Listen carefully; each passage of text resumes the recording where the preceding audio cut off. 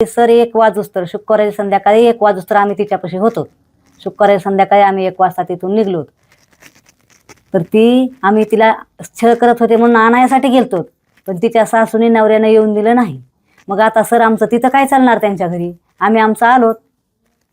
आणि मग आम्ही त्यांचा बंगला उतरूस त्यांनी मागं काय केले, त्यांचा आम्हाला सकाळी फोन आला की वैष्णवीनं दार लावून घेतलंय. वैष्णवी दार लावायसारखं तिचं समज धाडस नव्हतं. माझी वैष्णवी लई गरीब होती. ह्यांना सर मारहाण करून तिचा कार्यक्रम वाजविलेला आहे.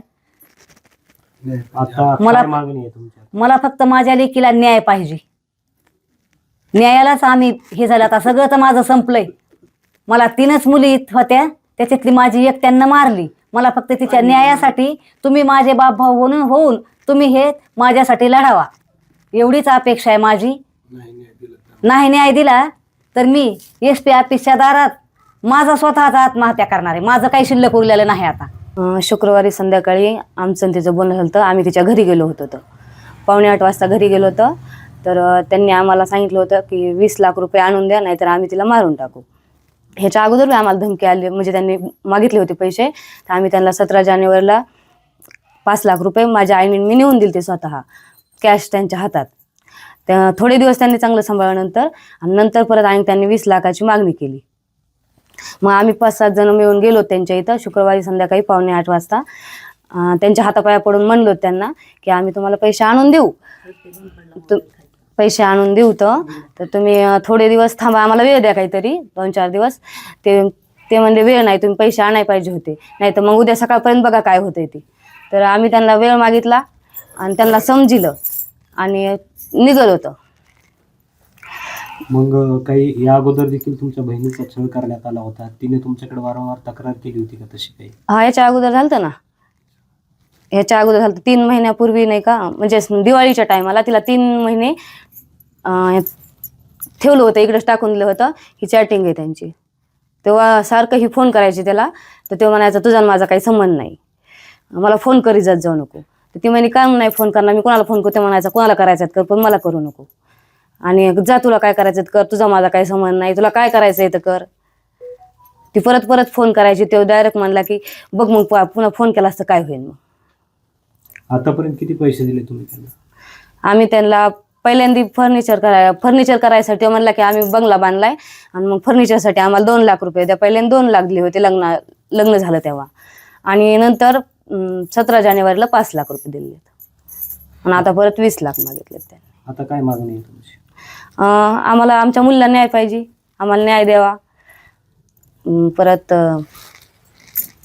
पोलीस 48 तास झालेत, आरोपी आणखी हिंडत आहेत बाहेरच मोकळेच. 48 तास झाले, तर त्यांना अटक करावा. पोलीस प्रशासनाला एवढीच मागणी की त्यांना लवकरात लवकर अटक करावा. 8 वाजता पोहोचलो. 7:45 वाजता पोहोचल्याच्या नंतर त्या ठिकाणी आम्ही त्यांना वारंवार विनंती केली, बाबा पोरीला त्रास देऊ नका, पोरीला सांभाळा, नाही तर आमची पोरगी आम्ही घेऊन जाऊत. पोरगी आणून देत नव्हते, आडवी येत, वारंवार पैशाची मागणी करीत आणि तिचा शारीरिक छळ करीत. आणि शारीरिक छळ करून आम्ही त्या ठिकाणाहून 1 वाजता परत आलोत. इथं 6 वाजता पोहोचलोत. आणि 6 वाजता पोहोचल्याच्या नंतर आम्हाला लगेच 7:45 वाजता किंवा 8 वाजता फोन आला की पोरीने घर लावून घेतलंय. एवढंच सांगितलं आम्हाला. पण ती समजा वारली असं काहीच सांगितलं नाही. तुम्ही कुठवर आलात, अगर आलात का नाही असं काही सांगितलं नाही. त्यांनी तिथून ती पोरगी वैष्णवी ससून हॉस्पिटलला नेली. नेऊन त्या ठिकाणी त्यांनी सर्व काही तयारी केली. अशी त्या ठिकाणी घटना घडली. आमचं एवढंच मागणी आहे पोलीस प्रशासनाला की 48 तास झाले तरी आरोपी बाहेर हिंडत आहेत, आरोपीला तात्काळ अटक करावा. नाही जर अटक केलं तर आम्ही SP ऑफिस समोर उपोषण करू अशी विनंती आहे. बीड तालुक्यातील वडगाव-गुंदा गावातील वैष्णवी जामकर लाटे या वैवाहित मुलीने पुणे येथे सासरी नवऱ्यासोबत राहत असताना राहत्या घरी आत्महत्या केल्याचं घटना घडली आणि तिने तिचं जीवनयात्रा संपवली. आणि जो सासरचा जाच आणि जो त्रास होता त्या त्रासाला कंटाळून तिने आत्महत्या केली. आणि काल तिच्यावरती तिच्या सासरच्या गावी अंत्यविधी करण्यात आला. त्या ठिकाणी मात्र घरातील कोणीही नवरा असेल किंवा सासरा असेल, दीर असेल, यापैकी कोणीही त्या ठिकाणी उपस्थित नव्हते आणि ते सध्या फरार असल्याचं देखील आहे. या घटनेचा गुन्हा हा पुणे पोलिसांमध्ये नोंद आहे. सध्या मी वडगाव या गावात आहे. वैष्णवीच्या जे नातलग आहेत त्यांच्यासोबत आहे. काय घटना घडली होती आणि काय घडलं होतं? वैष्णवींनी का आत्महत्या केली? का इतक्या टोकाचं पाऊल उचललं होतं? काय घटना घडली होती? त्यांच्या सासऱ्याच्या, सासूच्या आणि दिराच्या छळाला कंटाळून तिने आत्महत्या केली.